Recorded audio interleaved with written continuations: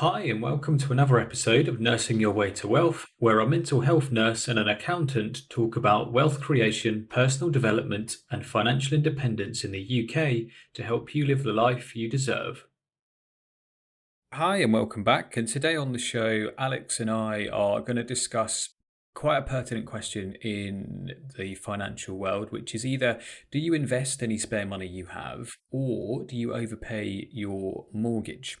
Now, we've both seen an awful lot of chat about this kind of topic. It's very much heart over head or head over heart. Are you a robot or are you a human in terms of your approach? So, we're going to dig a little bit into just some of our thoughts really around it, and we'll see where this episode takes us.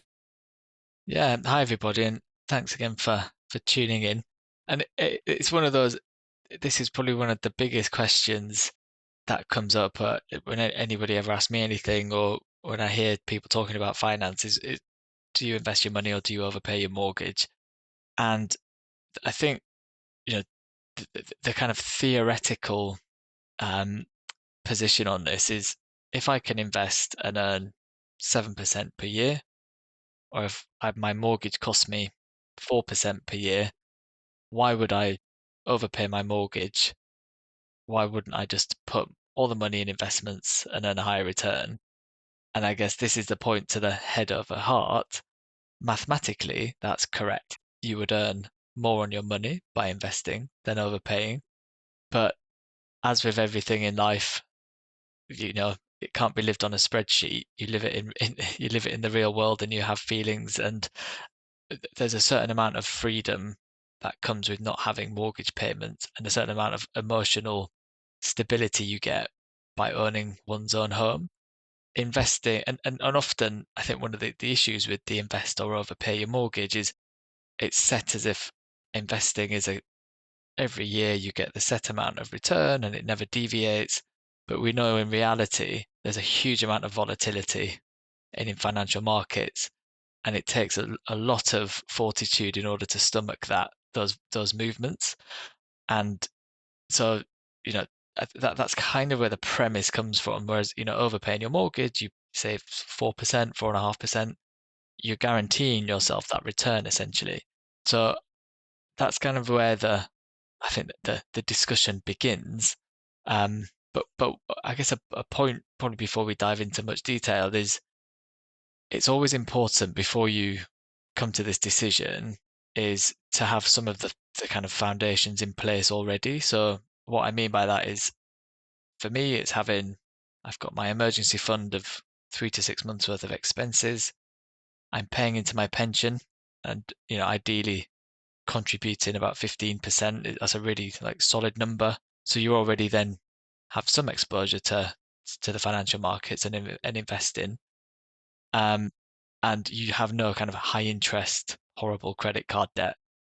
Those would be the priorities. And I think then it's about, okay, if you then have spare money after that, and let's be honest, it's a very fortunate position to be in if that is there. But it's almost with that money, what do we then do with it? I think that's just the age-old question, and I just want to note as well that I agree that you should have emergency funds in place. You should obviously be paying into your pension. We're not suggesting stop paying into your workplace or personal pension in favour of investing or overpaying a mortgage, but this is obviously having spare money every month is in this day and age in April 2024 is a massive privilege, and both of us, we do understand how privileged people are, especially being young, to even have mortgages or even have this choice. A lot of people we know are stuck in a rental cycle, and it's really difficult to break free from. So in terms of how we would approach it, have the basics, have the fundamental pieces in place already. If you have spare money, then I would say think about where you want to place this money. What will future you thank you for doing? So I'm 35 now. What will 55-year-old me thank current me for doing? Probably both of them will be a useful thing. I mean, I come at this from more of the emotional side of point, being a mental health nurse, and just emotions drive monetary decisions in most cases. Not everyone, but a lot of them. And I think certainly in England, we're obsessed with buying houses, and it feels like it's some form of kind of making your mark on the world to buy and have your own house, and it's one of the steps apparently in life. So if that is the case, not having a mortgage payment would be huge. It's probably your biggest expense or one of your biggest expenses, and not having that would free up a load of your cash every month. So it means you have a bit more freedom, a bit more flexibility. You can perhaps work a little bit less, which is what we're aiming for in the FI community here.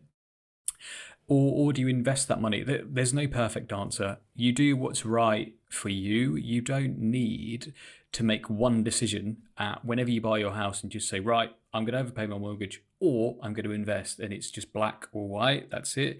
It's not. You can do a little bit of each. You can split it. You can do 50% here, 50% there. You can do, I don't know, say a solid year of overpaying your mortgage and then a year of investing, if that's what floats your boat.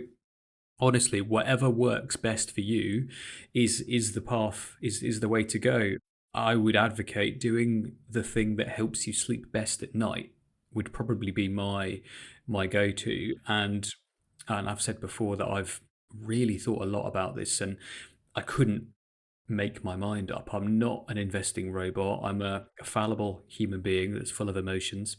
So what I do is I just split it 50-50, and I do half into investments of the spare money I have, and half off a mortgage, because I can't seem to rationalize it any other way than that. Yeah, that's really interesting because I'm in a similar position. It's a really tough decision. And similarly, I also do both. So for me, not having a mortgage payment is, or rental pay, or yeah, not having a mortgage payment is one of the biggest. It will be such a huge life, almost a life-changing thing because you afford yourself then so much more financial kind of flexibility. I, both me and my partner, we overpay the mortgage, and we also invest. So the way I do it is we try and um, put our investments into an ISA, and then we'll also overpay each month a certain amount into our mortgage, with the view being that we're batting down the kind of the mortgage balance to a point, and also simultaneously building up an investment portfolio. That portfolio will have enough in it to support our lifestyle, excluding a mortgage payment. And that's kind of where we're balancing it out. And I'm working finance. I'm an accountant. It should be there is always that thing of in the back of my mind, while I can get on average higher returns investing versus overpaying. But I also have to consider, there's two of us. It's a team. We're a team, me and my partner, and we want to do this together. And it's that thing of what makes you sleep better at night. And ultimately, both decisions are good decisions. They are wealth building decisions. You're growing your net worth each month by both overpaying and investing. So yeah, it is a really, really tricky one, and it's a very personal one, and it really depends on your, I guess, longer term plan. If you're happy to, um, you know, have have a mortgage for longer, then yeah, maybe you want to, and you could be, you know, happy to just invest and ride out any bumps along the road, which will inevitably happen. But I think, or alternatively, you could be, you know yourself, you wouldn't like seeing your money in the financial markets going up and down all the time, and therefore you get a lot of certainty and comfort by overpaying your mortgage. You're still benefiting from, a reduced, you're going to reduce the amount of time that you have a mortgage, and it's quite unbelievable actually how much time can be saved by just by overpaying relatively small amounts in the context of your mortgage. So, I mean, not to ramble on, but before the podcast, there's a really good mortgage overpayment calculator actually on Martin Lewis's website, and so I just had a simple example of, so £200,000 mortgage, 25 years, 4%. If you overpay by £250 a month, you're going to save yourself just over £36,000 in interest, and actually have cleared your mortgage 7 years and 1 month early. So you're essentially getting 7 years of your life back by overpaying £250 per month into that mortgage. So it gives you an idea of um, hopefully the magnitude of time saving. And say when I first ever looked at overpaying, I was actually shocked. It was the time saved that really got my sparked my interest, as opposed to the interest saving actually. I don't know if you had similar, yeah, any views on my ramblings there, Alex? I would call it an intelligent ramble for sure. I don't think it's a ramble. I think it's just a long thought that you've had. I think as well in terms of the amount of time and life and energy you can save by not having what is going to be a pretty big payment coming out of your bank every month. And don't forget, this is money that you've had to earn and pay tax and national insurance on to then get a smaller figure. So in your example, Alex, to save yourself £36,000, I mean, pre-tax, we're talking you'd have to earn something like 43,000 of that to then pay it off. So we're talking colossal amounts of money saved here, which ordinarily would have gone back to the bank. So it's I can 100% see why people choose to overpay mortgages. Not only the time saved, that's a lot, can be massive, it's the amount of money that you now don't have to earn.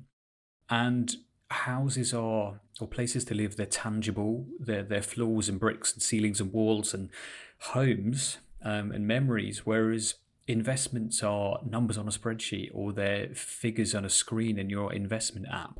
It's a lot less tangible. You can't feel it. You can touch walls and floors, but you can't feel those numbers. They just again appear in your account. So I wonder if that's another reason why certainly most of the articles and stuff I've looked at, they suggest overpaying mortgages rather than investing, unless you're in some kind of niche deep Reddit subreddit somewhere where people are like investing robots only, and you could get an extra 2% here per year and la da da. But it's a real it's a real difficult thing. I could probably talk my way into either of them.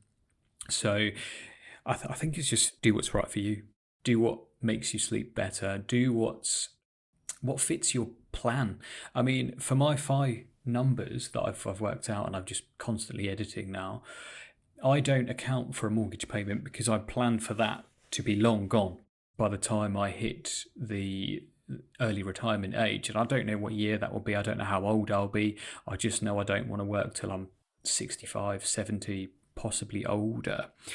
And I think it just gives you so much more flexibility.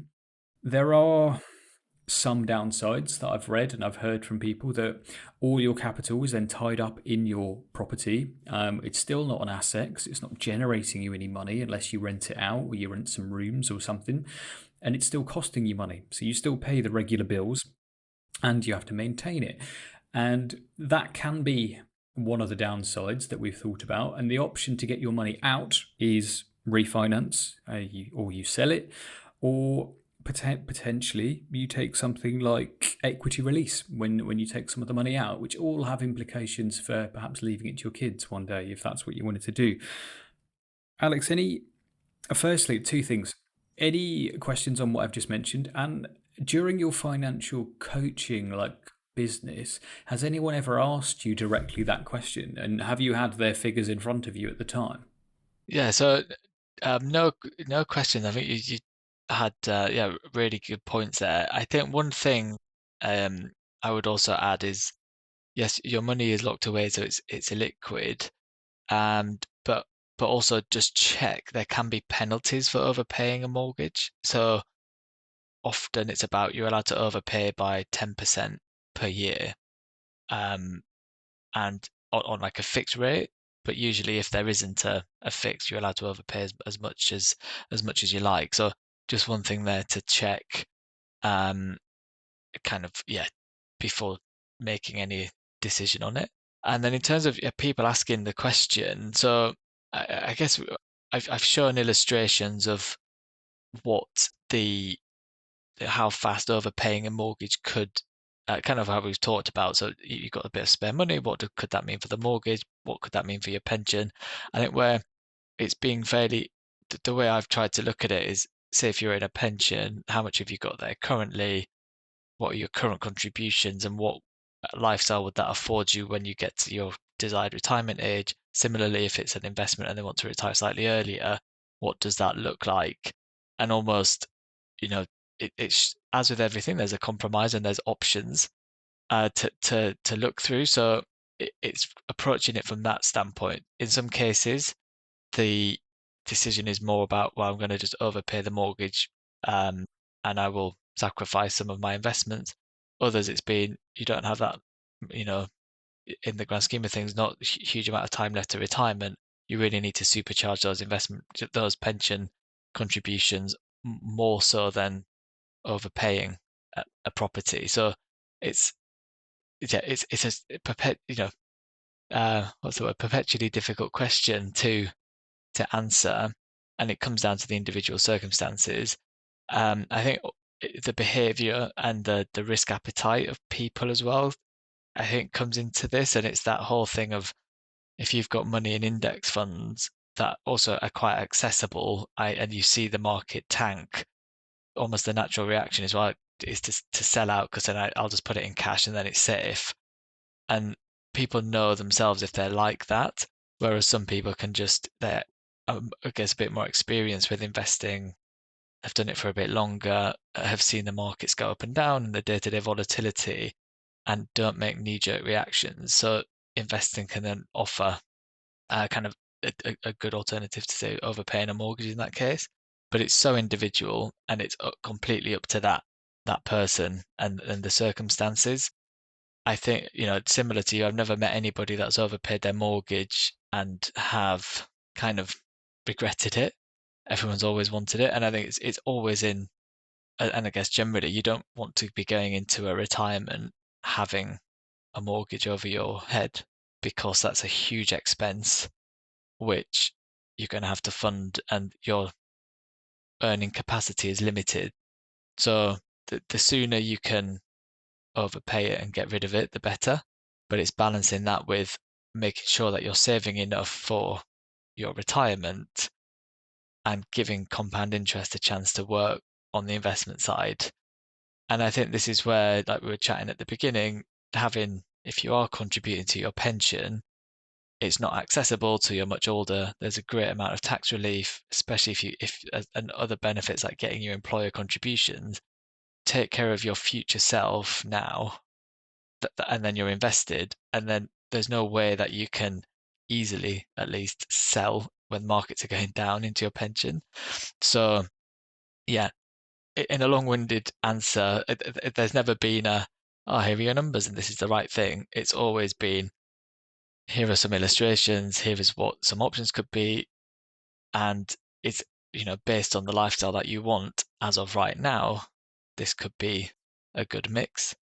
But it's never easy. There's never a clear cut kind of black or white decision. It is very grey and it's the same for everybody. And yeah, and it's that thing of what's going to make you, neither of them are a bad decision. Like you say, you're building wealth, and you know, unless you are a robot who wants to optimize absolutely everything, but life isn't like that. So yeah, hopefully that answers the question. Yeah, it does. And I think as well, we've kind of touched upon it, but I think a lot of people who are brand new to investing have found the fire kind of movement of kind of full into index funds and stuff, and they make assumptions about how they're going to feel given certain scenarios. And say you are invested 100% in equities and you've never been tested by the market going down, you're losing 50%, 60%, something like that. When you have relatively small amounts, losing kind of 30%, 35%, for example, like through COVID, isn't massive. You can probably talk your way through that. But say you've been investing 30 years and you've got many zeros after your account at that point. I mean, potentially we're talking hundreds of thousands, if not perhaps millions of pounds, depending on how the market's performed. If that reduces 30% and you had £1 million and now you only got 700,000, that's a very, very different ball game to if you have 10,000 and now you have seven. So life, someone said this to me at work today. They said life is going to life and it's unpredictable by nature. The only thing we know about it is it's unpredictable. So I would argue that making the best decision for you can sometimes be spreading your bets. Doing a little bit of everything right is better, I think, than doing none of the right kind of behaviors, than the kind of wasting the money on stuff. As Alex said, either making investments or overpaying your mortgage, they are both wealth building. One of them, investing, is investing in the stock market. The other one is buying property.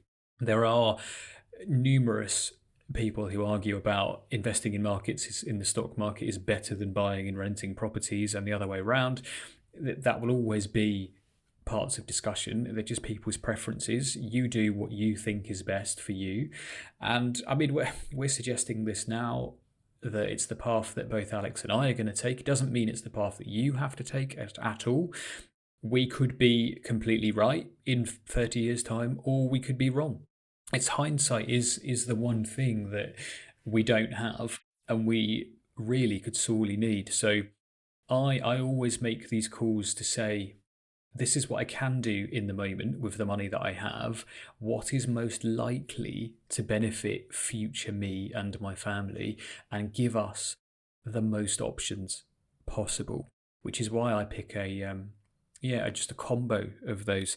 Alex, I had another question for you, just regarding the something about financial coaching, but as I was saying that, it's literally slipped out of my mind. It might come back to me. Have you got any other thoughts on investing or overpaying mortgages? Yeah, I just wanted to, I guess, highlight as well. I'll probably just reiterate what we've been talking about in some of the previous episodes. That with investing, the ISA is king. Like it's such a good product that we have in the UK. Most other countries they may have similar ones, but certainly not to the level of the allowance that we have. So it's currently like 20,000 per year. So and that is all tax free. Any profits you make in that are tax free. Any dividend income you get is tax free. And I guess if we're probably talking to people maybe later on in their financial journey, to their financial freedom journey, but if you're at the point in the context of overpaying your mortgage or investing, if you've almost filled out your ISA pot and then you have to then go to a general investment account, you're going to start having to pay tax on some of your capital gains and any dividends. And depending on how much you're putting in there, you know, that you need to look at your after tax expected return of those investments compared to your mortgage, because it could be that actually the tax that you're paying on your interest, or so the tax that you're earning from your investments is actually less than your mortgage overpayment. So it's just another, probably a very edge case consideration, but just something I just wanted to touch on there. But yeah, I think we've covered, that there's endless benefits for not having that large monthly payment go out. And yeah, never met anybody that's regretted it. But I still think it's important to be, to have that balance and make sure that you are at least contributing to your pension and that you're avoiding any high interest debt, and make sure you've got an emergency fund before you kind of fill up those buckets first, before you then kind of go into this decision. But yeah, I'm very similar to you, Alex. I do both, and it's being financially independent does not have a mortgage. The mortgage is not in my plan, and until that mortgage is gone, I will not be financially independent. So I'm dependent on getting rid of it to have my freedom sooner. So yeah, that's my situation. Yeah, it makes sense. And I would have never thought of that kind of fringe case of earning too much um, interest to then pay taxes on it. I guess you could utilize some perhaps premium bonds or something at that point. But that's definitely your area as opposed to mine. I have thought of my thing that I forgot earlier.